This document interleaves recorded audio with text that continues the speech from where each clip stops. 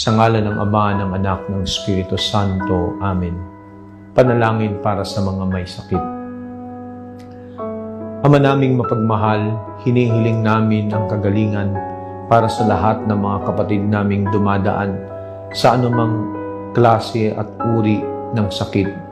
Katawan, espiritual, pinansyal, emosyonal, mental. Patuloy mo silang samahan at patuloy mong ipagkaloob sa kanila ang kagalingang matagal na nilang hinihiling.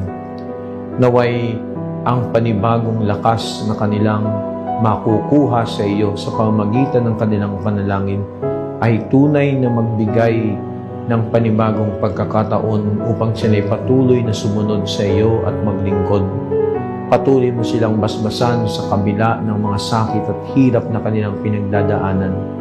Naway ang bawat isa sa amin ay tunay na makasumpong ng kagalingang hindi lamang pisikal, pagkos mas lalo tigid espiritual, upang kami patuloy na magsumamo at sumunod sa iyo.